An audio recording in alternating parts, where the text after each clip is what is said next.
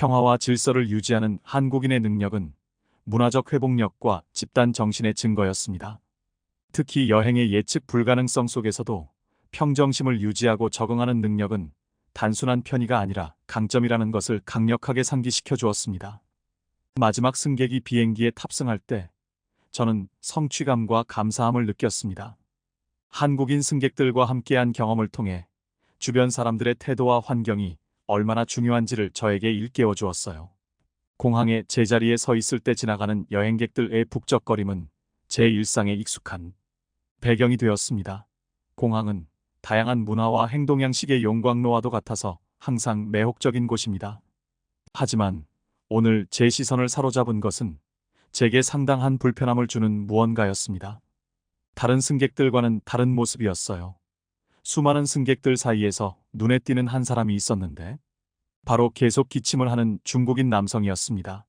계속되는 기침에도 불구하고 마스크를 착용하지 않았다는 사실이 저를 불안하게 만들었습니다. 최근 들어 공공장소에서의 건강과 안전에 대한 경각심이 높아진 상황에서 특히 우려스러운 일이었습니다. 심지어 그때는 코로나 때문에 난리도 아닌 시기였어요. 저는 제 위치에서 그가 군중 사이로 이동하는 모습을 관찰했습니다. 그의 기침은 무시하기 어려웠고 다른 승객들의 시선을 사로잡는 것 같았습니다. 어떤 승객은 그를 경계하는 눈빛을 보냈고 어떤 승객은 의식적으로 그의 옆을 지나갈 때 길을 넓혀서기도 했습니다. 저는 제 역할을 수행하면서 항상 문화적 차이를 이해하고 존중하기 위해 노력해왔습니다. 공중보건과 개인 공간에 대한 태도가 문화마다 다를 수 있음을 알고 있습니다. 크게 다를 수 있다는 것을 잘 알고 있습니다. 하지만 이 상황에서는 공항에 있는 많은 사람들이 안녕에 대한 저의 우려와 이러한 차이를 조화시키는 것이 점점 더 어려워졌습니다. 저는 공항 직원으로서 질서를 유지할 책임이 있었어요. 그 남성에게 다가가 자신과 다른 사람들의 안전을 위해 마스크 착용을 정중하게 제안하고 싶었습니다. 다른 한편으로는 선을 넘거나 당혹감을 줄까봐 망설여졌습니다. 이 상황은 다양하고 공공적인 환경에서 일하는 데 따르는 어려움을 극명하게 상기시켜 주었습니다. 문화적 차이를 존중하는 것과 공공의 안전을 보장하는 것 사이에 미세한 경계를 강조했습니다. 고민 끝에 저는 신중하고 존중하는 태도로 상황에 접근하기로 결정했습니다. 저는 그 남성에게 다가가 미소를 지으며 제가 가지고 있던 마스크를 건넸습니다. 말 없이도 제 메시지를 전달하고자 제스처를 통해 소통을 시도했지만 통역이 되지 않아 전달이 잘 안 될 수도 있었습니다. 그러자 그는 소리를 지르기 시작했어요. 자기를 병자 취급한다는 내용이 주된 내용인 것 같았어요. 저는 너무 위협을 느꼈습니다. 그 전까지 저에게 민원을 제기하던 공항 이용자들은 다 모른 척을 했어요. 이해는 하면서도 서러웠던 것 같아요. 그런데 그때 한국인 승객들이 수군수군대기 시작했어요. 군중의 힘이란 게 그런데요. 그리고 한국인 아저씨가 오더니 한국어로 마스크를 쓰라고 소리 질렀어요. 주변 사람들은 다 그 중국인을 이상한 눈으로 바라봤고요. 저는 정말 너무 감사했습니다. 제가 해야 할 일인데 한국인 분들이 해결을 해준 거잖아요. 그러자 그 중국인 남성은 기가 죽은 태도로 마스크를 썼어요. 저는 한국인 아저씨에게 감사하다고 인사를 드렸는데 아저씨는 대가도 바라지 않고 그냥 자기 자리에 앉아서 다시 핸드폰을 하기 시작했어요. 저는 정말로 감사했습니다. 공항 환경을 깨끗하고 쾌적하게 유지하는데 큰 자부심을 가지고 있는 사람으로서 한국인 여행객들을 관찰하는 것은 언제나 즐거운 일입니다. 공공장소에 대한 한국인의 존중은 공항에 머무는 동안 작지만 의미 있는 행동을 통해 분명하게 드러납니다. 한 가지 사례가 생생하게 기억에 남습니다. 한 무리의 한국인 승객이 장시간의 비행으로 지친 채 막 도착했습니다. 그들은 급하고 부주의한 식습관을 가진 사람들이 자주 찾는 푸드코트로 향했습니다. 하지만 이 그룹은 달랐습니다. 그들은 제공된 쓰레기통에 재활용품을 분리하여 조심스럽게 쓰레기를 버렸습니다. 그들이 앉은 테이블에는 포장지나 쓰레기 조각 하나도 남기지 않았습니다. 보통의 번잡함과는 확연히 대비되는 양심적인 모습이었습니다. 에티켓을 지키지 않는 경우가 많은 화장실에서도 한국인 승객들의 책임감은 칭찬할 만했습니다. 다음 사람을 위해 모든 것을 깨끗하고 정돈된 상태로 남겨두는 등 세심하게 시설을 이용했습니다. 이 정도의 배려심은 매일 볼 수 있는 것이 아닙니다. 생각해보니까 공항에서의 즐거운 추억이나 보람은 다 한국인들이 만들어주는 것이었어요. 국인 승객들도 그렇지만 미국인 승객들도 자기 자리를 안 치우는 등의 태도가 당연했거든요. 한국인들을 보면서 공공장소를 관리하는 데 있어 공동의 노력이 얼마나 중요한지 새삼 깨닫게 됩니다. 그들의 행동은 저에게 영감을 주고 더 많은 여행객들이 비슷한 접근 방식을 채택할 것이라는 희망을 갖게 합니다. 이는 청결과 존중이라는 단순한 행동이 전체 환경에 큰 영향을 미칠 수 있다는 사실을 증명하는 것이죠.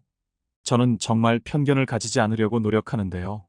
각종 공항에서 사람들이 움직이는 태도를 보면 저도 모르게 자꾸 한국인들에 대한 긍정적인 생각이 들어요. 다른 나라 사람들이랑은 도통 맞는다는 생각이 안 드네요. 나름대로 국제공항 직원이라서 이러면 안 되는데 말이에요. 아니, 한국도 결국 중국처럼 아편전쟁 일어나겠네. 도대체 한국은 이사를 오는데 왜 이런 짓을 하는 거야? 한국에 이사 온 미국인 여성 집을 한국인이 쿵쿵 두드립니다. 열어보니 이상한 것을 보고 그녀는 곧 경악하며 경찰에 전화하는데요. 경찰조차 아무렇지도 않다는 듯 손사래를 칩니다. 안녕하세요. 저는 현재 한국에서 살고 있는 미국인 25살 제나라고 하는데요. 대학 졸업식 다음 날 저녁 식탁에 앉아 졸업 모자의 무게가 아직도 머릿속에서 느껴지던 기억이 납니다. 부모님은 저를 바라보시며 자랑스러워 하셨지만 그 속에는 다른 무언가, 즉 기대감도 담겨 있었습니다. 제나, 정말 잘했어. 아버지는 행복과 진지함이 섞인 목소리로 말씀하셨습니다. 이제 내 삶을 시작하고 직장을 구하고 정착할 때가 되었구나. 하지만 미국의 현실은 가혹했습니다. 아무런 안내 없이 무작정 성인으로 뛰어들어야 합니다. 마치 수영하는 법을 배우지도 않은 채 수영장의 깊은 곳에 던져져 수영을 하라는 말을 듣는 것과 같습니다. 그래요. 미국은 성인이 되거나 대학을 졸업하자마자 바로 독립을 해서 나가야 하는 가혹한 문화가 있습니다. 저는 곧 일자리를 찾는 것이 생각만큼 쉽지 않다는 것을 알게 되었습니다. 수십 통의 이력서를 보냈지만 아무 대답도 듣지 못했습니다. 그리고 청구서는 계속 쌓여만 갔습니다. 집세, 공과금, 학자금 대출 등 온갖 청구서가 쏟아졌죠. 온 세상이 제 어깨 위에 얹혀 있는 것 같았고 그 무게에 짓눌려 가라앉는 것 같았어요. 가장 실망스러운 부분은 무엇인가요? 학교에서는 이런 상황에 대비할 준비가 전혀 되어 있지 않다는 점입니다. 물론 학문적인 부분은 가르치지만 실생활에 필요한 기술은 어떻게 가르치나요? 재정관리 방법, 취업 거절에 대처하는 방법, 압도적인 책임감에 대처하는 방법 등요. 그런 건 가르쳐 주지 않죠. 학교 시스템에서 벗어나면 혼자서 살아가야 하는 것과 마찬가지입니다. 뒤돌아볼 필요도 없고요. 어느 날 저녁 작은 아파트에 앉아 있는데 벽이 저를 둘러싸고 있었어요. 제 휴대폰은 친구들의 메시지로 시끄러웠고 우리 모두 같은 두려움과 좌절을 공유하고 있었습니다. 이게 믿겨져? 한 문자는 이렇게 적혀 있었습니다. 50군데나 지원했는데 하나도 안 들어왔어. 또 다른 친구는 집세를 감당하지 못해 살던 집에서 쫓겨난 경험을 공유했습니다. 그때 저는 우리 중 얼마나 많은 사람들이 자신의 발판을 찾기 위해 고군분투하고 있는지 깨달았습니다. 우리 모두는 방향을 잃고 방황하고 있었죠. 모두가 우리가 18세가 되는 순간 모든 것을 다 알아낼 것이라고 기대했지만 어떻게 그럴 수 있었을까요? 우리는 어른들의 세계에 던져진 어린아이에 불과했으니까요. 저는 10대 때부터 한국의 모든 것을 사랑했습니다. 한류 열풍? 그 물결을 열심히 탔죠. 저에게 K-팝은 단순한 음악이 아니라 활기차고 생동감 넘치는 문화를 엿볼 수 있는 탈출구였어요. 미국에서 테일러 스위프트가 뜨겁게 유명한 건 다들 아시죠? 네, 거의 그 정도로 한국 문화는 미국인들 사이에서 사랑을 받아요. K-팝 노래를 처음 들었을 때가 기억나요? 채널을 넘기다 보니 귀에 쏙쏙 들어오는 곡과 완벽한 안무가 어우러진 화려하고 경쾌한 뮤직비디오가 나왔어요. 미국에서 보던 것과는 너무 달랐고 순식간에 빠져들었습니다. 그때부터 한국 문화에 대한 저의 사랑은 점점 커져만 갔습니다. 한국 드라마를 보기 시작했는데 한 편 한 편이 제가 동경하는 세계를 들여다보는 창문 같았어요. 스토리, 패션, 음식 등 모든 것이 너무 매력적이었죠. 하지만 보고 듣는 것에서 멈추지 않았습니다. 저는 스스로 한국어를 배우기 시작했습니다. 몇 시간이고 교재와 앱 앞에 모여 앉아 문장이 머릿속에 박힐 때까지 반복해서 외웠죠. 유창하지는 않았지만 어느 정도는 대화하고 읽고 쓸 수 있었어요. 친구들은 제가 대화 중에 한국어 단어를 슬쩍 끼워 넣을 때면 웃었지만 전 상관없었어요. 하지만 제가 K-팝과 한국 드라마라는 꿈의 세계에 살고 있는 동안 현실은 제 문을 두드리고 있었고 그것은 유쾌하지 않았습니다. 생활비는 악몽과도 같았죠. 동네 카페에서 커피를 내리고 페이스트리를 서빙하며 일했지만 벌어들이는 돈은 턱없이 부족했습니다. 집세, 공과금, 학자금 대출을 갚고 나면 식료품을 살 돈이 남는 것이 행운이었죠. 저축은 잊어버리세요. 제 은행 계좌는 제가 어떻게 간신히 버티고 있는지를 끊임없이 상기시켜 주었습니다. 어느 날 밤 다음 달 집세를 어떻게 내야 할지 걱정을 떨쳐버리기 위해 휴대폰을 훑어보고 있었습니다. 그때 친구가 보낸 메시지를 봤는데 마치 제 생각을 읽는 것 같았어요. 그 친구도 저와 같은 고민을 하고 있었고 스트레스를 받고 길을 잃었다고 느꼈습니다. 우리는 값싼 저녁 식사를 함께하며 서로의 고민을 나누다가 문득 우리만 이런 상황에 처한 것이 아니라는 생각이 들었습니다. 마치 우리 세대가 높은 기대치와 낮은 기회에 악순환에 갇혀 있는 것 같았습니다. 그러던 어느 날 저녁 모든 것이 바뀌었습니다. 저는 친구 집에 가서 한국 드라마를 몰아보고 있었습니다. 약자가 크게 성공하는 가슴 따뜻한 이야기 중 하나였죠. 그 드라마를 보면서 아이디어가 떠오르기 시작했습니다. 우리도 한국에 가면 어떨까? 저는 얼떨결에 말을 꺼냈습니다. 친구들은 머리가 하나 더 자란 것처럼 저를 쳐다봤죠. 하지만 이야기를 나눌수록 미친 소리 같지는 않았습니다. 스크린과 스피커를 통해 우리의 마음을 사로잡았던 한국이 우리의 탈출구이자 새로운 시작이 될 수 있을 것 같았죠. 결정은 쉽지 않았습니다. 지구 반대편으로 이사하는 것은 결코 쉬운 일이 아니니까요. 하지만 생각할수록 옳은 결정이라는 생각이 들었습니다. 저희는 끝없이 반복되는 업무와 고민에 지쳐 있었어요. 변화가 필요했고 한국은 희망의 등불처럼 느껴졌습니다. 그 후 몇 주는 정신없이 보냈습니다. 우리는 한국에서 생활하고 일하는 것에 대해 할 수 있는 모든 것을 조사하며 임무를 수행했습니다. 취업 기회, 생활비, 문화적 차이 등 모든 것을 조사했습니다. 설레는 동시에 두려운 일이었죠. 밤에 침대에 누워 한국에서의 생활이 어떨까 하는 생각에 마음이 조마조마했던 기억이 납니다. 내가 적응할 수 있을까? 일자리를 찾지 못하면 어쩌지? 내가 실수하면 어쩌지? 하지만 그 모든 두려움 속에서도 미지의 세계에 발을 내딛는다는 모험심이 생겼습니다. 드디어 제 삶을 통제할 수 있게 된 것 같은 생동감이 느껴졌어요. 낡은 옷, 가구, 수년 동안 쌓아둔 잡동사니든 저갈 수 없는 물건들을 판매하기 시작했습니다. 물건이 팔릴 때마다 꿈에 한 걸음 더 가까워지는 기분이었어요. 비행기 표를 구입하던 날은 정말 비현실적이었어.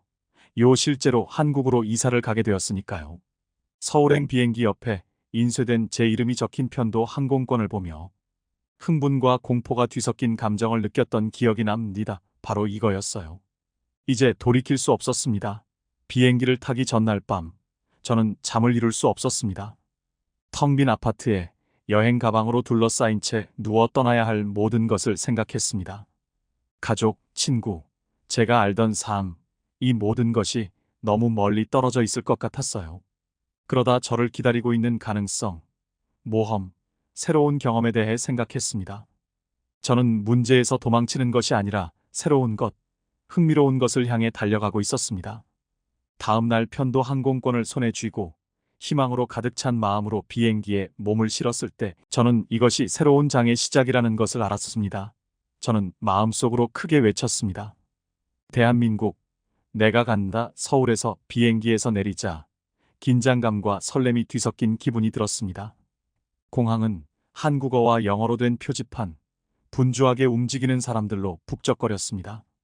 모든 것이 익숙하고 예측 가능한 고향의 공항과는 전혀 달랐습니다. 이곳에서는 모든 것이 새롭고 흥미진진했습니다. 가장 먼저 눈에 들어온 것은 모든 것이 현대적이고 깨끗하다는 것이었습니다. 사람들로 북적이는 거리, 매끈한 고층 빌딩 등 마치 여러 번 보았던 한국 드라마의 세트장에 들어온 것 같았어요. 이 모든 것을 직접 보니 초현실적이었어요. 선명한 색감, 길거리 음식 냄새, 가게에서 흘러나오는 K-팝 음악 소리 등 드디어 꿈에 그리던 한국에 도착했습니다. 숙소를 찾는 것이 가장 먼저 해야 할 일이었습니다. 저희는 시내 번화가에 있는 작지만 아늑한 아파트에 숙소를 잡았습니다. 화려하지 않았지만 우리만의 공간이었죠. 첫날 밤 침대에 누워 자동차 경적 소리, 사람들의 수다, 들려오는 도시의 윙윙거리는 소리 등 아래층에서 들리는 도시의 소리를 들었던 기억이 납니다. 고향과는 너무나도 달랐지만 기분이 좋았습니다. 그 다음 중요한 단계는 일자리를 찾는 것이었습니다. 미국에서는 구직이 악몽과도 같았습니다. 저는 대학 학위가 있었지만 그다지 중요하지 않은 것 같았습니다. 대부분의 일자리가 최저임금에 가까운 임금을 지급했고 경쟁도 치열했습니다. 하지만 한국에서는 상황이 달랐습니다. 카페, 상점, 어학원 등 모든 곳에 일자리가 있었습니다. 가능성이 무궁무진하다는 사실이 신선했어요. 저는 이전 경험과 기본적인 한국어 실력 덕분에 동네 카페에 취직했습니다. 고소득 직종은 아니었지만 먹고 살기에는 충분했고 무엇보다 이곳의 생활비는 고향보다 훨씬 저렴했죠. 미국에서는 꿈만 꾸던 돈을 실제로 저축할 수 있었죠. 카페에서 일하는 것은 그 자체로 모험이었어요. 제가 어디에서 왔는지 궁금해하는 현지인, 동료 외국인, 심지어 관광객까지 다양한 사람들을 만날 수 있었죠. 손님들을 관찰하고 소통하는 것만으로도 한국 문화에 대해 많은 것을 배울 수 있었어요. 처음에는 언어 장벽이 힘들었지만 시간이 지날수록 한국어를 더 많이 익혔어요. 마치 매일 라이브 어학 수업에 몰입하는 것 같았어요. 한국 생활에서 가장 놀라웠던 점 중 하나는 안전했습니다. 고향에서는 감히 엄두도 못 냈던 밤늦은 시간에도 두려움 없이 돌아다닐 수 있었어요. 거리도 밝고 항상 사람들로 붐볐어요. 도시의 활기와 에너지가 넘쳐나서 마음이 편안해졌어요. 음식. 미국에서 먹었던 한국 음식과는 전혀 달랐고 훨씬 더 맛있었어요. 매콤한 떡볶이부터 고소한 삼겹살까지 매 끼니가 즐거웠습니다. 그리고 가격도 저렴했어요.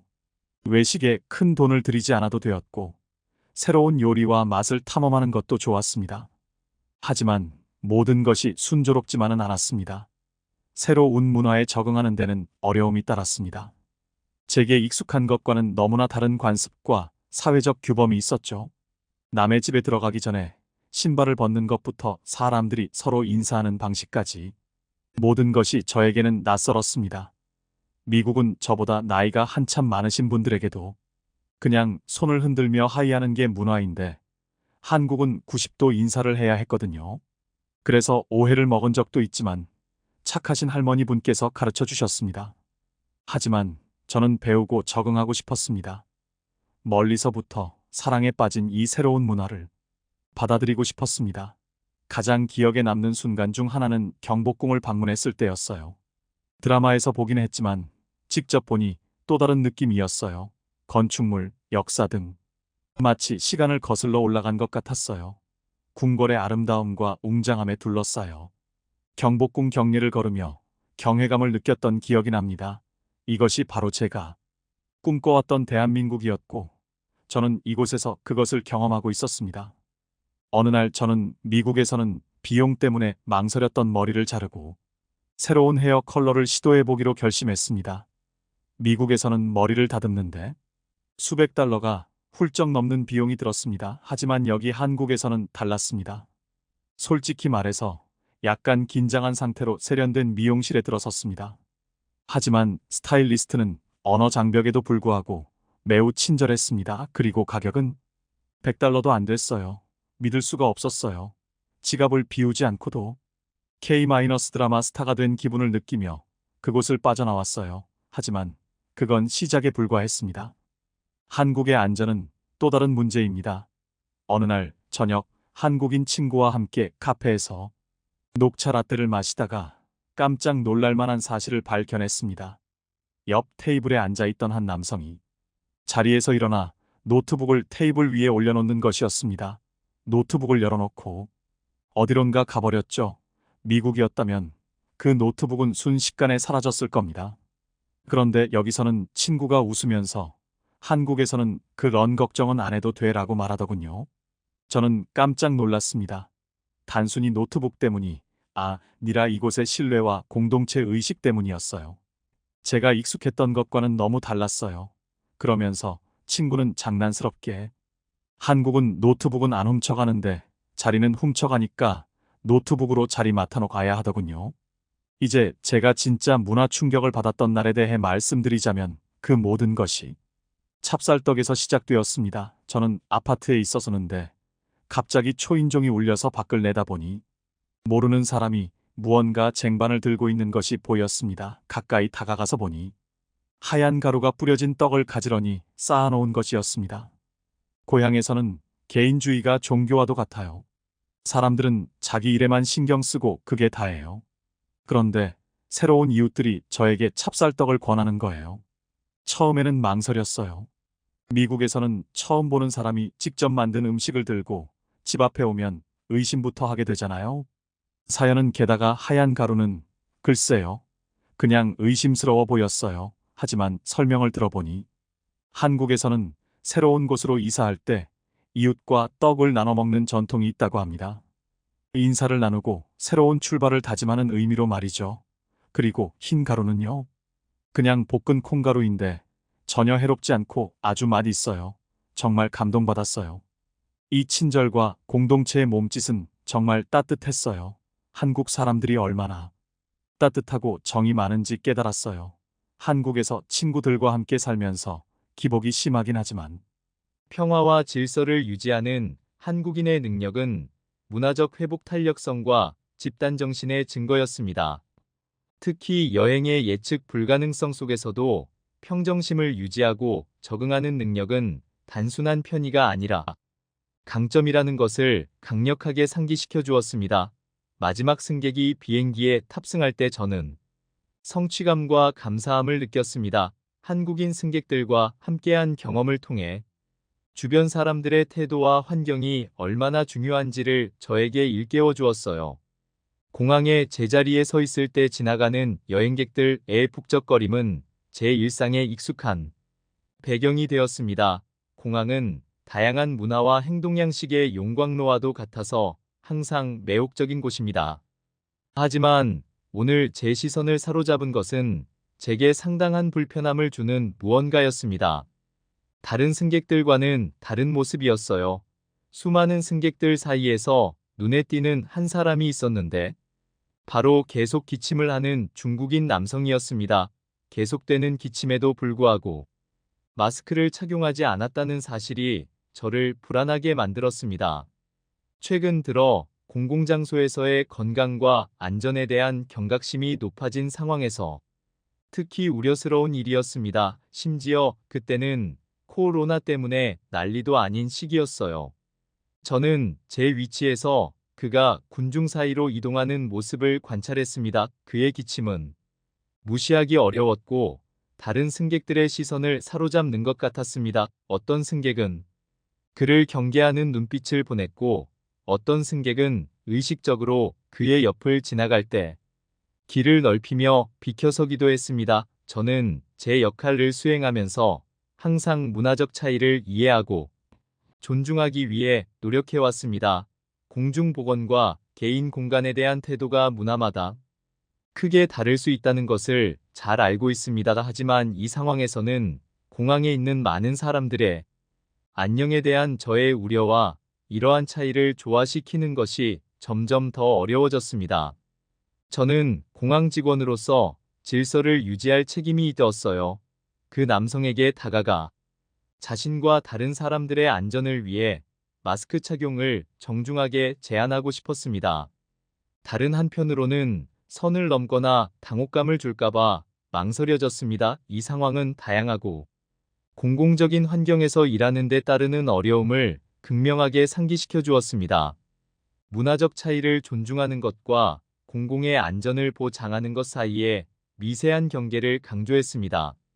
고민 끝에 저는 신중하고 존중하는 태도로 상황에 접근하기로 결정했습니다. 저는 그 남성에게 다가가 미소를 지으며 제가 가지고 있던 마스크를 건넸습니다. 말 없이도 제 메시지를 전달하고자 제스처를 통해 소통을 시도했지만 통역이 되지 않아 전달이 잘 안 될 수도 있었습니다. 그러자 그는 소리를 지르기 시작했어요. 자기를 병자 취급한다는 내용이 주된 내용인 것 같았어요. 저는 너무 위협을 느꼈습니다. 그전까지 저에게 민원을 제기하던 공항 이용자들은 다 모른 척을 했어요. 이해는 하면서도 서러웠던 것 같아요.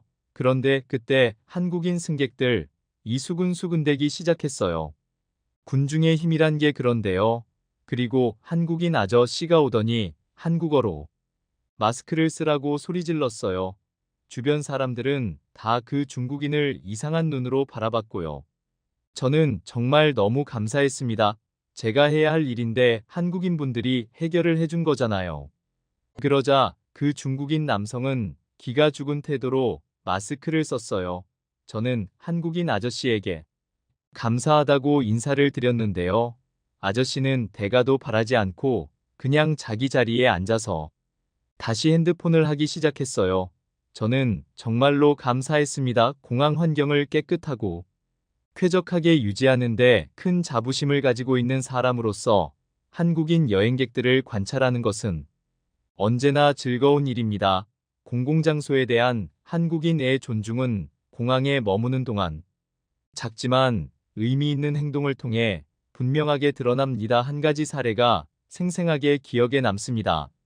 한 무리의 한국인 승객이 장시간의 비행으로 지친 채 막 도착했습니다. 그들은 급하고 부주의한 식습관을 가진 사람들이 자주 찾는 푸드코트로 향했습니다. 하지만 이 그룹은 달랐어요. 그들은 제공된 쓰레기통에 재활용품을 분리하여 조심스럽게 쓰레기를 버렸어요. 그들이 앉은 테이블에는 포장지나 쓰레기 조각 하나도 남기지 않았어요. 보통의 번잡함과는 확연히 대비되는 양심적인 모습이었습니다. 에티켓을 지키지 않는 경우가 많은 화장실에서도 한국인 승객들의 책임감은 칭찬할 만했습니다. 다음 사람을 위해 모든 것을 깨끗하고 정돈된 상태로 남겨두는 등 세심하게 시설을 이용했습니다. 이 정도의 배려심은 매일 볼 수 있는 것이 아닙니까?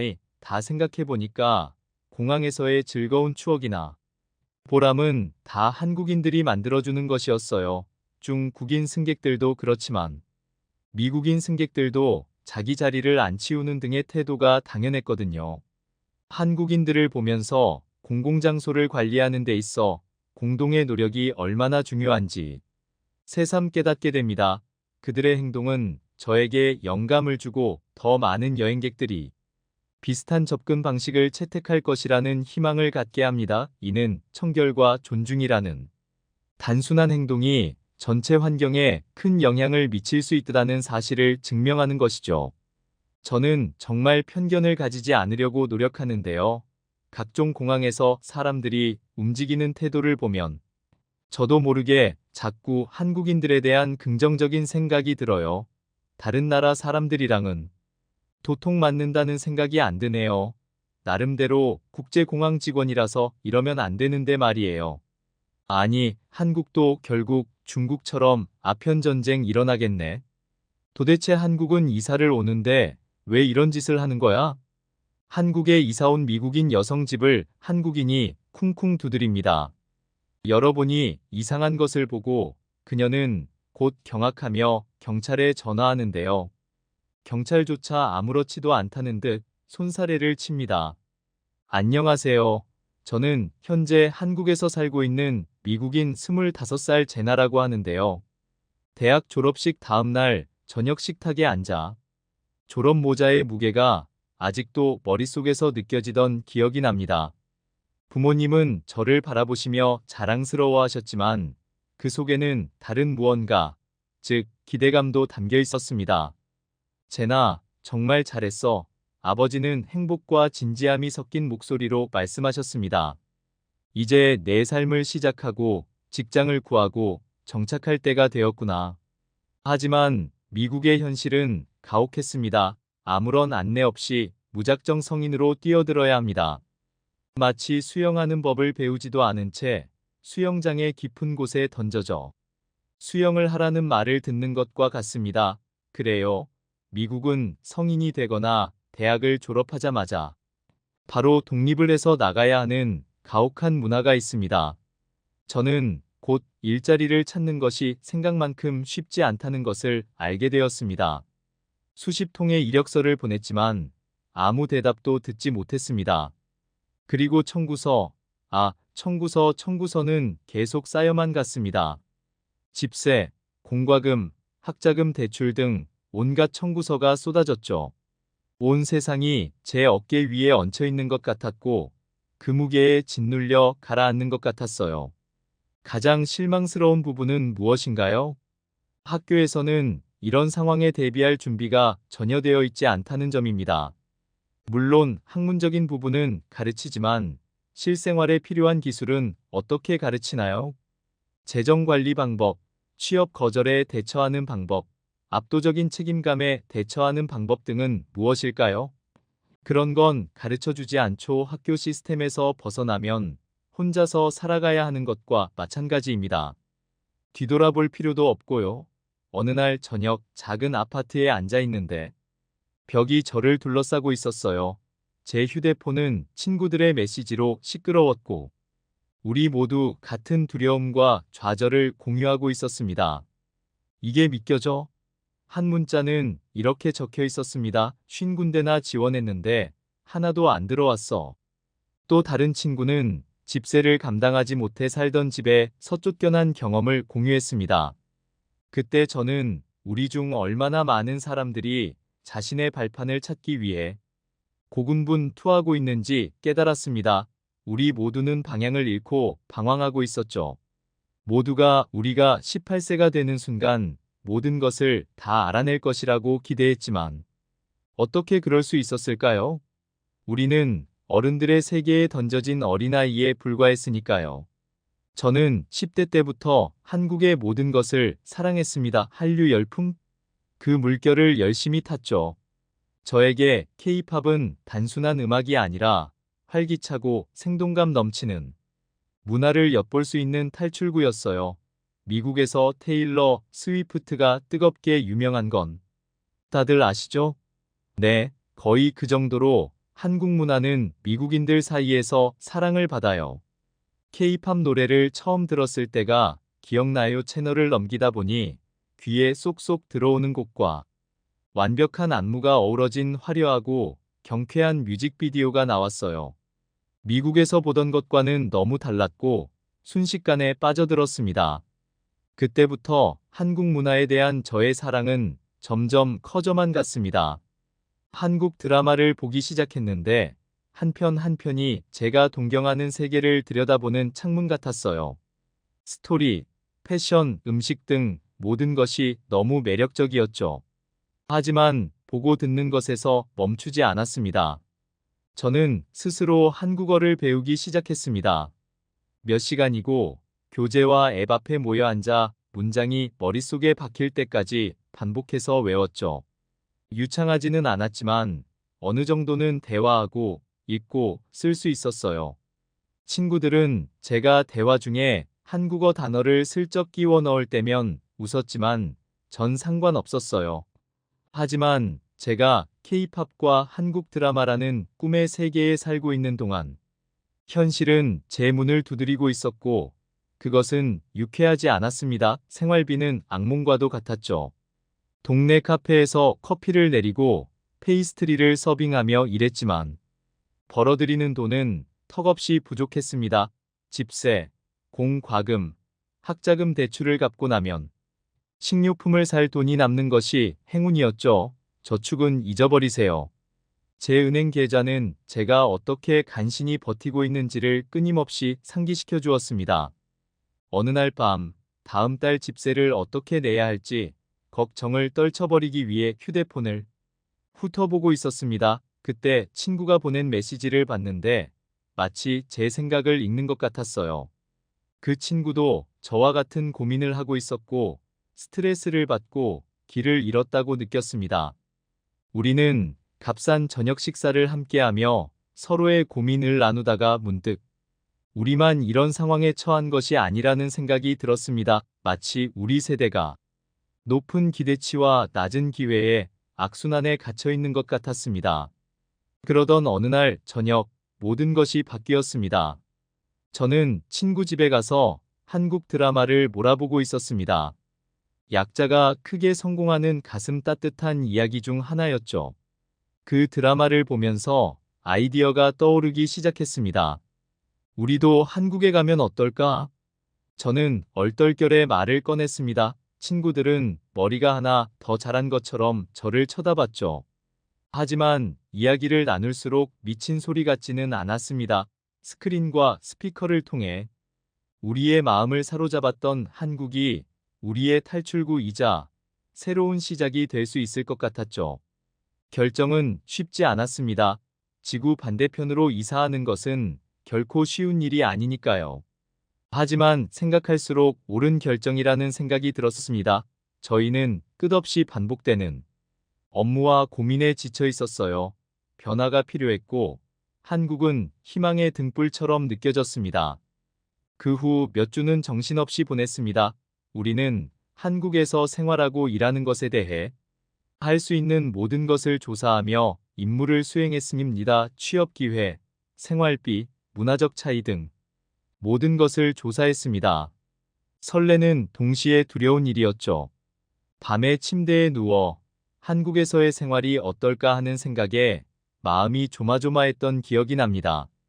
내가 적응할 수 있을까? 일자리를 찾지 못하면 어쩌지? 내가 실수하면 어쩌지? 하지만 그 모든 두려움 속에서도 미지의 세계에 발을 내딛는다는 모험심이 생겼습니다. 드디어 제 삶을 통제할 수 있게 된 것 같은 생동감이 느껴졌어요.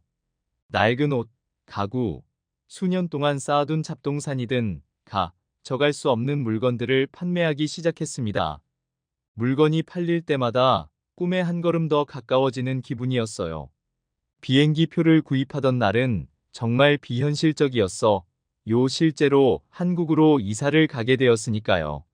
서울행 비행기 옆에 인쇄된 제 이름이 적힌 편도 항공권을 보며 흥분과 공포가 뒤섞인 감정을 느꼈던 기억이 납니다. 바로 이거였어요. 이제 돌이킬 수 없었습니다. 비행기를 타기 전날 밤, 저는 잠을 이룰 수 없었습니다.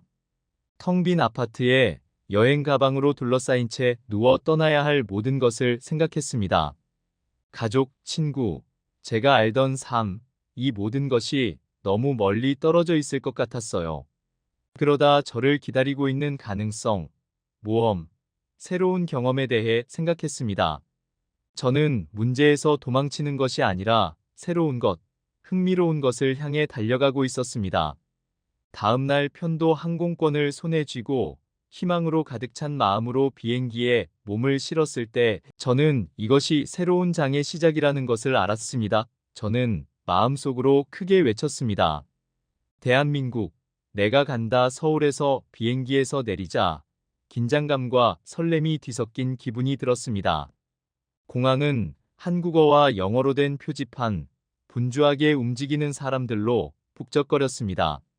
모든 것이 익숙하고 예측 가능한 고향의 공항과는 전혀 달랐습니다. 이곳에서는 모든 것이 새롭고 흥미진진했습니다. 가장 먼저 눈에 들어온 것은 모든 것이 현대적이고 깨끗하다는 것이었습니다. 사람들로 북적이는 거리, 매끈한 고층 빌딩 등 마치 여러 번 보았던 한국 드라마의 세트장에 들어온 것 같았어요. 이 모든 것을 직접 보니 초현실적이었어요. 선명한 색감, 길거리 음식 냄새, 가게에서 흘러나오는 K-팝 음악 소리 등 드디어 꿈에 그리던 한국에 도착했습니다. 숙소를 찾는 것이 가장 먼저 해야 할 일이었습니까? 저희는 시내 번화가에 있는 작지만 아늑한 아파트에 숙소를 잡았습니다. 화려하진 않았지만 우리만의 공간이었죠. 첫날 밤 침대에 누워 자동차 경적 소리, 사람들의 수다, 들려오는 도시의 윙윙거리는 소리 등 아래층에서 들리는 도시의 소리를 들었던 기억이 납니다. 고향과는 너무나도 달랐지만 기분이 좋았습니다.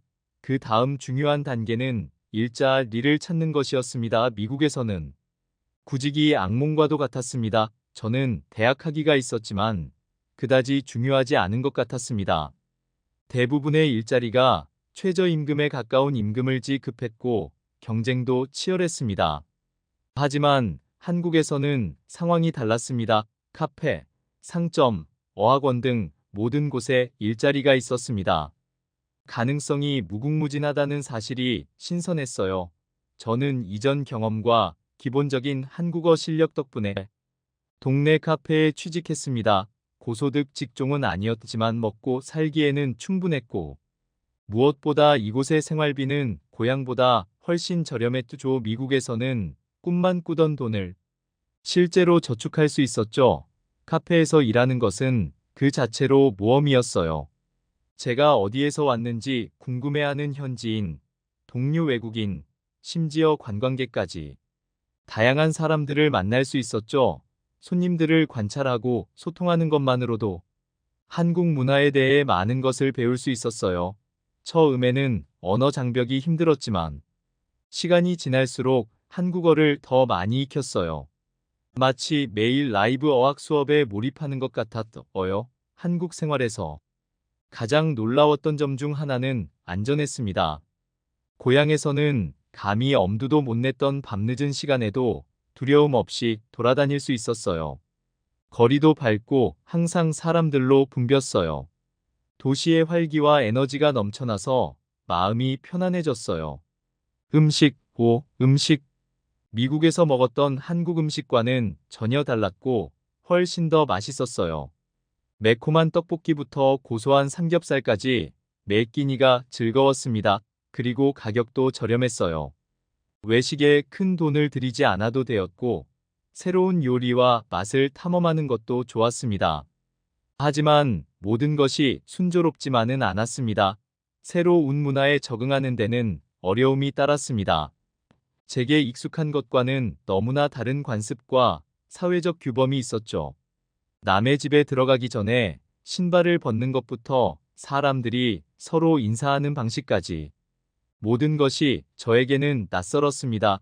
미국은 저보다 나이가 한참 많으신 분들에게도 그냥 손을 흔들며 하이하는 게 문화인데 한국은 90도 인사를 해야 했거든요. 그래서 오해를 먹은 적도 있지만 착하신 할머니 분께서 가르쳐 주셨습니다. 하지만 저는 배우고 적응하고 싶었습니다. 멀리서부터 사랑에 빠진 이 새로운 문화를 받아들이고 싶었습니다.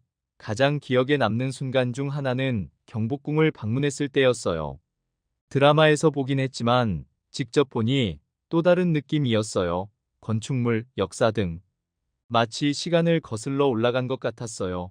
궁궐의 아름다움과 웅장함에 둘러싸여 경복궁 경내를 걸으며 경외감을 느꼈던 기억이 납니다. 이것이 바로 제가 꿈꿔왔던 대한민국이었고 저는 이곳에서 그것을 경험하고 있었습니다.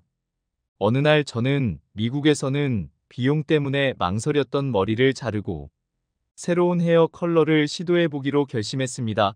미국에서는 머리를 다듬는데 수백 달러가 훌쩍 넘는 비용이 들었습니다. 하지만 여기 한국에서는 달랐습니다.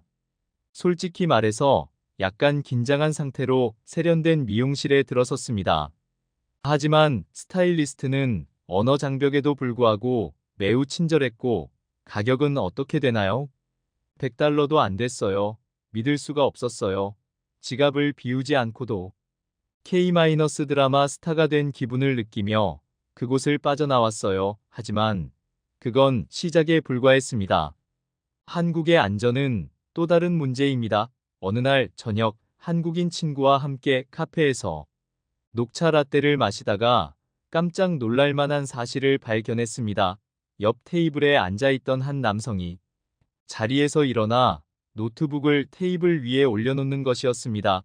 노트북을 열어놓고 어디론가 가버렸죠. 미국이었다면 그 노트북은 순식간에 사라졌을 겁니다.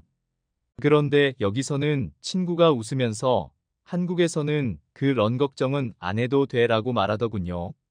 저는 깜짝 놀랐습니다. 단순히 노트북 때문이 아니라 이곳의 신뢰와 공동체 의식 때문이었어요. 제가 익숙했던 것과는 너무 달랐어요. 그러면서 친구는 장난스럽게 한국은 노트북은 안 훔쳐가는데 자리는 훔쳐가니까 노트북으로 자리 맡아놓아야 하더군요. 이제 제가 진짜 문화 충격을 받았던 날에 대해 말씀드리자면 그 모든 것이 찹쌀떡에서 시작되었습니다. 저는 아파트에 있었는데 갑자기 초인종이 울려서 밖을 내다보니 모르는 사람이 무언가 쟁반을 들고 있는 것이 보였습니다. 가까이 다가가서 보니 하얀 가루가 뿌려진 떡을 가지런히 쌓아놓은 것이었습니다. 고향에서는 개인주의가 종교와도 같아요. 사람들 은작이 일에만 신경 쓰고 그게 다예요. 그런데 새로운 이웃들이 저에게 찹쌀떡을 권하는 거예요. 처음에는 망설였어요. 미국에서는 처음 보는 사람이 직접 만든 음식을 들고 집 앞에 오면 의심부터 하게 되잖아요. 사연은 게다가 하얀 가루는 글쎄요.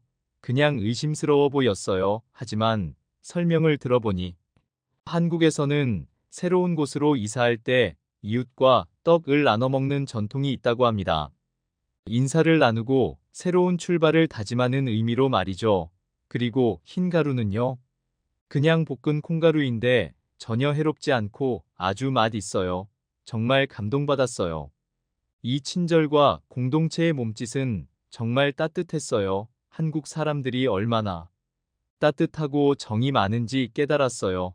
한국에서 친구들과 함께 살면서 기복이 심하긴 하지만 이런 순간들이 그 모든 것을 가치 있게 만듭니다. 한 아파트를 공유하면서 돈을 절약할 수 있었을 뿐만 아니라 더 가까워질 수 있었습니다. 우리는 함께 식사를 준비하고 한국 요리법을 시도하고 주말에는 도시의 다른 지역을 탐험하거나 다른 지역으로 여행하며 시간을 보냈습니다.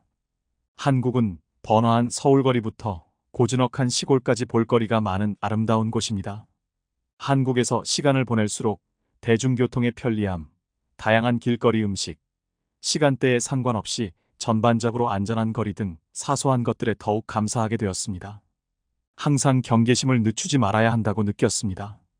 미국에서의 생활과는 완전히 대조적이었죠.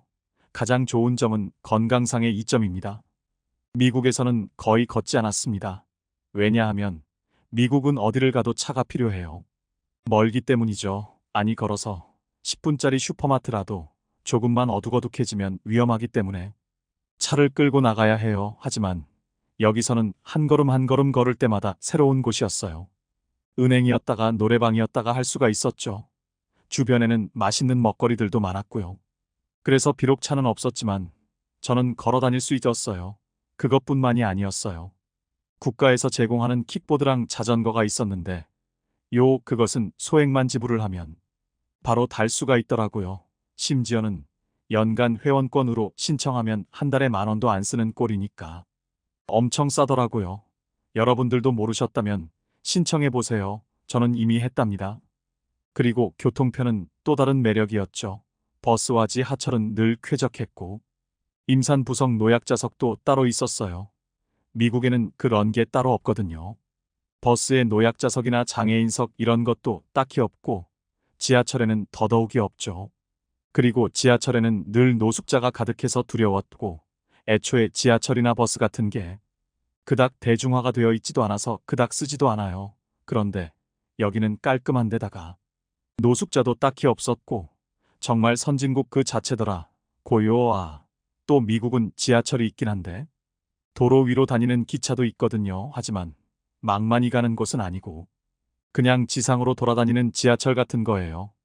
그래서 그게 돌아다닐 때면 저희는 차에 갇혀서 꼼짝없이 기다려야 했죠. 그러나 한국은 정말 편의시설이 잘 되어 있는 것 같았죠. 저희 친구들과 저는 한국에서 앞으로도 살 예정이에요. 한국에서 떠날 이유가 없잖아요. 저는 이번 주말에 친구들과 1박 2일로 부산에 다녀올 예정인데요. 부산에 가면 꼭 들러야 되는 맛집 추천 부탁드려요. 강릉의 바다에서 한 외국인이 소리 지르고 있습니다. 이럴 거면 그냥 죽는 게 나아. 한국 같은 나라에, 그것도 서울도 아닌 이런 곳에 오다니. 추운 겨울바다에 그가 혹시나 뛰어들지는 않을까 한국 사람들이 그를 주목하고 있는데요. 이렇게까지 화나게 한 일은 무엇일까요? 안녕하세요. 저는 모하메트입니다. 카타르에서 어느 정도 잘 사는 집안의 아들입니다. 제 직업이 뭐냐고 묻는다면 그냥 아버지의 아들입니다. 엄밀히 말하자면 백수죠. 아버지가 하는 사업을 언젠가 물려받을 거라고 생각해요. 두바이에서의 생활은 꿈만 같았어요. 저는 제가 원하는 모든 것을 갖춘 큰 집에서 살았어요. 아버지가 두바이의 거물이라 돈도 많았죠. 하지만 항상 뭔가 부족한 느낌이 들었어요. 창밖으로 끝없이 펼쳐진 사막을 바라보며 저 밖에 또 뭐가 있을까 궁금해하곤 했죠. 그러던 어느 날 친구들과 함께 두바이에 있는 멋진 실내 스키장에 갔어요. 마치 다른 세상에 들어온 것 같았어요. 들어서자마자 차가운 공기가 저를 덮쳤고 처음으로 눈을 보았습니다. 인공 눈이었지만 그래도 정말 멋졌어요. 그곳에서 스키를 배웠는데 정말 좋았어요. 두바이의 시끄럽고 분주한 거리와는 완전히 다른 조용하고 평화로운 분위기였어요. 그날 이후로 눈 생각이 끊이지 않았어요. 진짜 눈을 보고 느끼고 그 위에서 스키를 타고 싶었어요. 그러던 중 한국 평창에서 열리는 동계올림픽에 관한 프로그램을 보게 되었습니다. 눈으로 뒤덮인 산이 동화 속에 나올 것 같았어요. 자연 눈을 경험해보고 싶었어요. 설산에서 스키를 타고 내려오는 선수들, 보드 묘기를 부리는 선수들, 얼음을 가르고 달리는 스피드 스케이팅, 쇼트트랙, 아이언맨 윤성빈 선수까지. 저는 완전히 강원도에 꽂혔어요. 그곳에 가야겠다고 생각했어요. 아버지께 제 계획을 말씀드렸더니 놀라시면서도 지지해 주셨어요. 한국은 안전한 나라고 편의시설이 두바이만큼 잘 되어 있으니까 새로운 경험을 해보라고 하면서요. 항상 제가 새로운 것을 탐험하도록 격려해 주셨죠. 그런데 아버지는 조금 걱정하셨어요. 워낙 추운 나라인데 버틸 수 있겠냐고 하시면서요. 저는 한 번도 경험해보지 못한 추위도 궁금했어요. 그래서 한국 강원도로의 여행을 계획하기 시작했어요. 인터넷에서 강원도에 대해 알아보니 겨울엔 눈이 아름답기로 유명하더군요. 드디어 그날이 왔습니다. 저는 비행기 안에서 너무 설렜습니다. 눈을 보고 싶어서 계속 창밖을 내다봤어요. 긴 비행 끝에 한국에 도착했습니다. 그 어느 때보다 추웠지만 너무 신나서 신경 쓸 겨를이 없었습니다. 공항에서 강원도로 차를 몰고 가면서 풍경이 바뀌는 것을 느꼈어요. 도시가 마을로 바뀌고 눈이 덮인 아름다운 시골로 바뀌었죠. 마치 새로운 세상에 들어온 것 같았어요. 두바이의 사막과는 다르게 산이 가득했어요. 산마다 하얀 눈이 쌓여 있었어요. 제가 본 것 중 가장 아름다운 광경이었어요. 따뜻하고 포근한 느낌의 아늑한 호텔에 도착했습니다. 그곳 사람들은 정말 친절했어요. 저를 보면 미소를 지으며 인사를 건넸고 한국말을 할 줄 몰랐지만 집처럼 편안하게 대해 주었어요. 호텔에 들어서자마자 저는 로비의 웅장함에 압도당했습니다. 카타르에서 비싼 호텔들을 다 다녀봤지만 결코 그에 뒤지지 않았어요. 바닥은 광택이 나는 대리석으로 되어 있었고 우아한 샹들리에에서 나오는 은은한 황금빛 빛이 반사되었습니다. 벽면에는 한국의 유구한 역사를 담은 한국 전통 예술 작품이 장식되어 있었습니다. 공기에는 은은하고 기분 좋은 향기가 가득했고 잔잔한 멜로디가 흘러나와 고요한 분위기를 연출했습니다. 체크인 절차는 매끄럽고 효율적으로 진행되었고 직원은 세계적인 수준의 스파, 피트니스 센터, 세계 각국의 요리와 한국 전통 요리를 모두 맛볼 수 있는 다양한 레스토랑 등 호텔이 제공하는 다양한 편의시설에 대해 설명해 주었습니다. 객실에 도착하자마자 모하메트는 감탄을 금치 못했습니다. 객실은 넓고 우아하게 꾸며져 있었으며 큰 창문으로 강릉의 아름다운 겨울바다를 감상할 수 있었습니다. 침대는 넓고 안락했으며 최고급 침구로 장식되어 있었습니다. 무엇보다도 그의 눈길을 사로잡은 것은 테이블 위에 놓인 한국 전동 닭이 세트였는데 럭셔리함과 문화유산을 연결한 세심한 배려가 돋보였습니다. 호텔 스파를 방문하면서 행복은 더해졌어요. 스파는 한국 전통 사우나, 즉 찜질방이 있는 오아시스였는데요. 다양한 종류의 사우나와 탕을 경험하며 각기 다른 방식으로 긴장을 풀었습니다. 물을 담그고 있는 몸은 따뜻한데 머리는 차가워서 답답한 느낌이 들지 않았어요. 비행에 긴장을 풀 수 있는 최고의 휴식이라고 생각했어요. 대적 럭셔리와 한국 전통 웰니스의 결합은 그를 매료시켰습니다. 저녁 식사는 그 자체로 경험이었어요. 호텔의 루프탑 레스토랑은 도시의 멋진 파노라마 뷰를 제공할 뿐만 아니라 훌륭한 요리를 제공했습니다. 시각적인 즐거움과 풍미가 가득한 비빔밥을 맛보았습니다. 한식에 대한 그의 관심을 눈치챈 스태프들은 그가 맛본 강 요리의 유래와 재료에 대해 설명해 주었고, 저는 감탄사를 연발하지 않을 수 없었어요. 이후 객실 창가에 앉아 도시의 불빛을 바라보며 경험을 회상했습니다. 5성급 호텔에서의 숙박은 단순히 럭셔리함을 즐기기 위한 것이 아니라 우아함과 전동, 완벽한 서비스가 조화를 이룬 한국식 환대에 세련된 면모를 경험하기 위한 것이었습니다. 모하메트는 한국의 아름다움이 풍경과 문화에만 있는 것이 아니라 방문객에게 깊은 인상을 남기는 세계적 수준의 경험을 선사하는 능력에도 있다는 것을 깨달았습니다. 그날 밤 저는 잠을 이룰 수 없었습니다.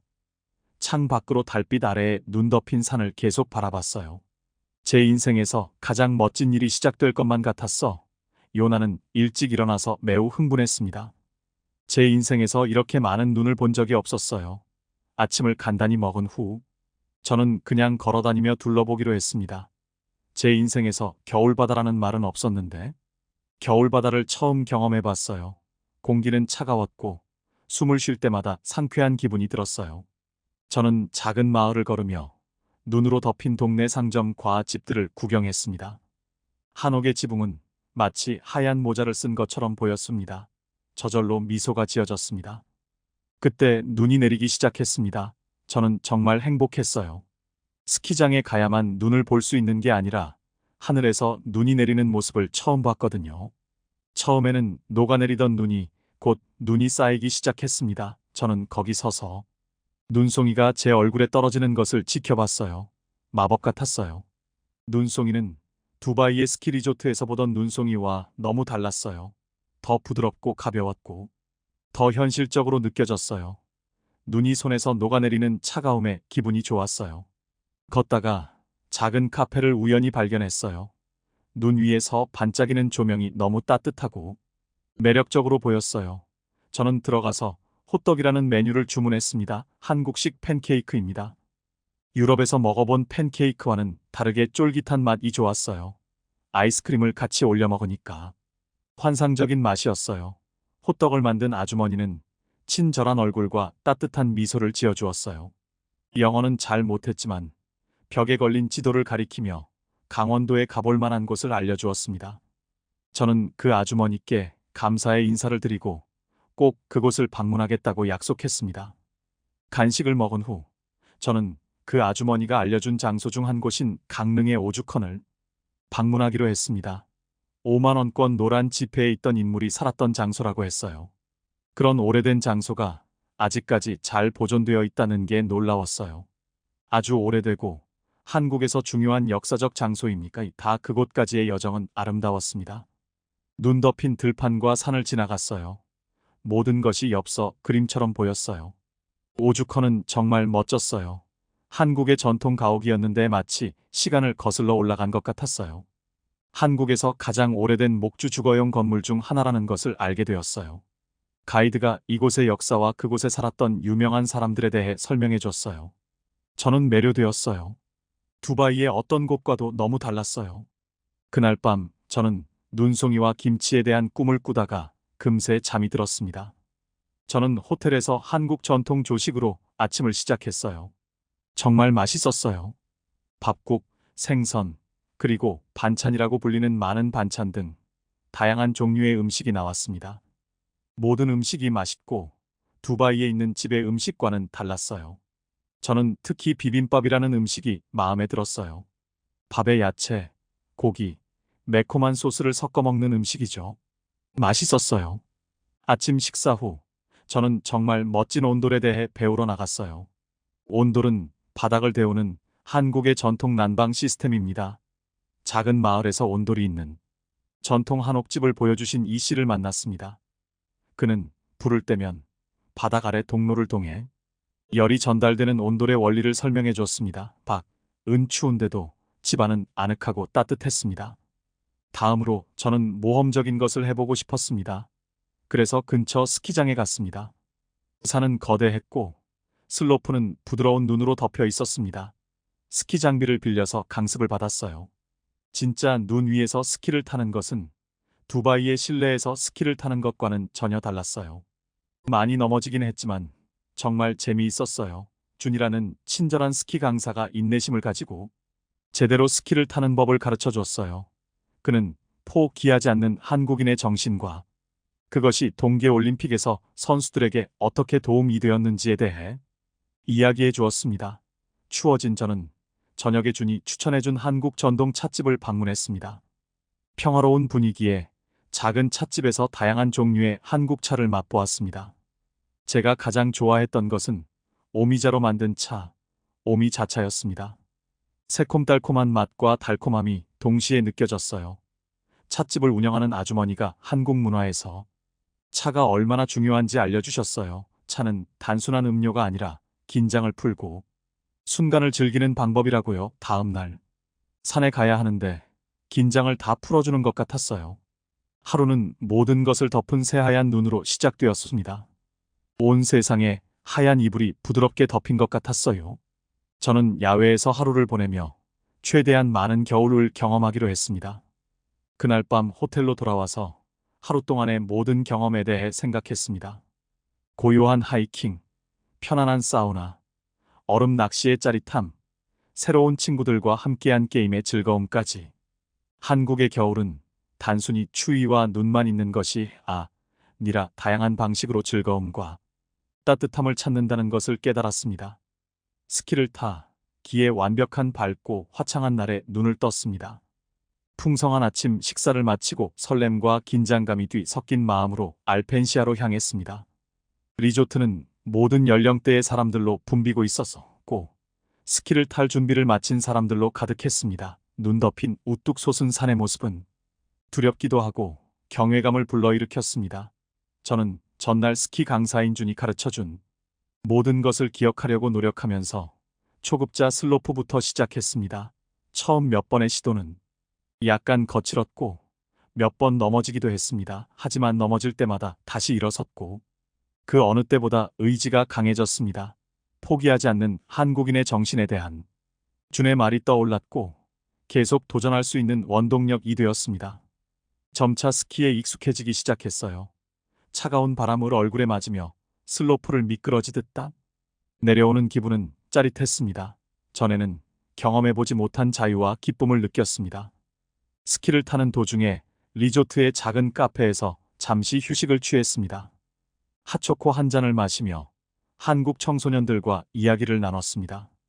그들은 두바이와 저희 두바이 생활에 대해 궁금해했습니다. 이에 대한 답례로 한국에서의 생활에 대한 이야기를 나눴습니다. 서로의 문화와 경험을 교환하는 즐거운 시간이었습니다. 그들은 저에게 몇 가지 한국어 단어와 문장을 더 가르쳐 주기도 했습니다. 저는 답례로 친구들에게 어묵을 사줬어요. 저한테는 조금 비릴 거라 생각했는데 날씨가 추워서 그런가 너무 맛있었어요.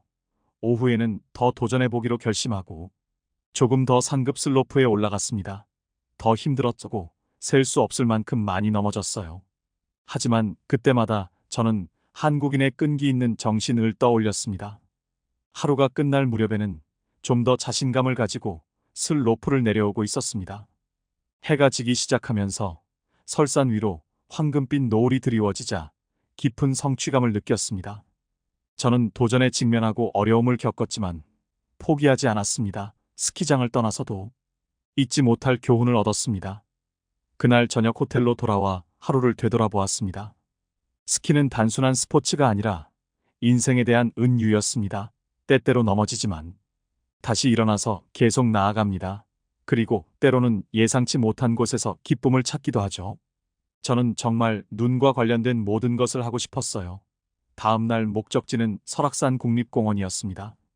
눈 덮인 산은 웅장했고 여기저기 나무가 삐죽삐죽 솟아 있었어요. 저는 가이드 하이킹을 했습니다. 공기는 정말 깨끗하고 상쾌했고 등산화 밑에서 눈이 바스락거리는 소리만 들리는 평화로운 산행이었습니다. 가이드 김 선생님은 산에 대한 이야기, 한국에서 산이 어떻게 신성하게 여겨지는지, 그리고 산에 사는 다양한 야생동물에 대한 이야기를 들려주셨어요. 정상에서 바라본 풍경은 제 숨을 먹게 했습니다. 맑고 푸른 하늘 아래 끝없이 펼쳐진 눈 덮인 봉우리들이 보였습니다. 시간이 멈춰버리고 싶은 순간이었습니다. 모래로 덮여있는 산을 보는 것과 눈으로 덮여있는 산을 보는 건 정말 달랐어요. 그리고 정상에서 컵라면을 먹었습니다. 하이킹을 마치고 한국 사람들이 새해에 먹는 떡국 한 그릇으로 몸을 녹였습니다. 맛도 좋고 속까지 따뜻해지는 느낌이었어요. 다음으로 저는 찜질방이라고 불리는 한국 전통 사우나를 방문했습니다. 정말 색다른 경험이었어요. 온도가 다른 다양한 방이 있었어요. 더운 방, 차가운 방, 심지어 벽 전체에 소금이 뿌려진 방도 체험해봤어요. 찜질방 유니폼도 입어봤는데 정말 편했어요. 그곳에 있는 사람들은 휴식을 취하고 수다를 떨고 심지어 잠을 자고 있었어요. 한국 사람들이 추운 겨울에 어떻게 긴장을 푸는지 알 수 있는 좋은 경험이었습니다. 한국 사람들이 다들 수건으로 귀여운 머리를 하고 있길래 저도 어떻게 하는 건지 알려달라고 했더니 직접 만들어서 머리에 씌워주셨어요. 담례로 식혜를 사드렸더니 무척 좋아하셨어요. 저도 같이 마셨는데 몸은 따뜻하고 음료는 시원해서 천국에 온 것 같았습니다. 저녁이 다가오자 저는 현지에서 열리는 얼음 낚시 축제로 향했습니다. 정말 재미있었어요. 얼음의 구멍을 뚫고 송어 낚시를 하는 방법을 배웠어요. 가장 좋은 점은 제가 물고기를 잡았어요. 거기서 바로 요리해서 간장과 와사비를 곁들여 먹었어요. 제가 먹어본 생선 중 가장 신선했어요. 전 세계 산의 진미를 다 먹어봤는데 이런 날생선은 처음 먹어보는 거였어요. 식감이 독특해서 기가 막힌 맛이었어요. 축제에는 얼음 조각도 있었고 화려한 조명으로 장식된 얼음 조각도 있었어요. 가족과 친구들이 겨울 액티비티를 즐기는 모습에 곳곳에서 웃음이 끊이지 않았습니다. 온 세상이 온통 하얀 눈으로 뒤덮인 것 같았습니다. 오늘은 한국에서 가장 유명한 겨울 축제에 가는 날이라 더욱 특별했습니다. 소문을 많이 들었기 때문에 빨리 가서 직접 보고 싶었습니다. 축제장에 도착하자마자 눈부신 눈 조각들이 저를 맞이했습니다. 용부터 유명한 랜드마크까지 다양한 모양과 크기의 눈 조각이 있었어요. 각 조각품의 디테일 수준은 놀라웠습니다. 예술가들이 이 얼음 조각을 만들기 위해 전 세계에서 모여들었죠. 저는 경외감을 느끼며 사진을 찍고 창의력에 감탄하며 돌아다녔습니다. 축제는 사람, 웃음, 즐거움으로 가득했습니다. 족들은 썰매를 타고 연인들은 손을 잡고 산책하고 아이들은 눈싸움을 벌이고 있었습니다. 경쾌한 분위기가 가득했고 저도 그 흥겨움에 휩쓸려가는 것을 느꼈습니다. 저녁이 되자 축제는 변모했습니다. 조명이 켜지면 서눈 조각상들이 아름다운 색으로 빛났어요. 환상적인 광경이었어요. 마치 동화 속에 들어온 것 같았어요. 따뜻한 음식과 음료를 파는 노점들이 있었고 저는 제가 사랑에 빠졌던 달콤한 호떡을 먹어보았습니다. 제가 기억하는 것처럼 맛있었어요. 저녁의 하이라이트 중 하나는 불꽃놀이였습니다. 하늘이 형형색색으로 물들고 눈에 반사되어 더욱 아름다웠습니다. 주변 사람들이 모두 탄성을 질렀고 저도 어쩔 수 없이 동참했습니다. 순수한 행복의 순간이었죠. 그날 밤 호텔로 돌아가는 길에 밖은 춥지만 않은 따뜻함과 즐거움으로 가득 찬 한국의 겨울을 완벽하게 표현한 축제였다는 생각이 들었습니다. 빛과 웃음 그리고 새로운 우정으로 가득 찬 하루였어요. 결코 잊지 못할 하루였습니다. 해가 지기 시작하자 저는 눈 덮인 조용한 공원을 산책했습니다. 그 고요함에 마음이 편안해지면서 한국에서의 시간을 되돌아보았습니다. 만났던 사람들, 먹었던 음식, 보았던 풍경들이 떠올랐습니다. 각각의 기억은 눈송이처럼 저마다의 방식으로 독특하고 아름다웠습니다. 이번 여행은 단순히 눈과 모험을 찾아 떠난 여행이 아니라는 것을 깨달았습니다. 자아 발견과 문화 이해의 여정이었습니다. 한국은 저에게 기대했던 것보다 훨씬 더 많은 것을 주었습니다. 저는 이후에 아버지가 투자를 해야 할 일이 있다면 반드시 카타르 사람들을 위한 겨울 관광 프로그램을 만들어야 한다고 말씀드릴 거예요. 새로운 관점과 새로운 친구들 그리고 저와 전혀 다른 문화에 대한 새로운 인식을 갖게 해주었습니다. 위에 다른 따뜻한 사연들도 있으니 꼭 시청해주세요. 구독과 좋아요 부탁드릴게요.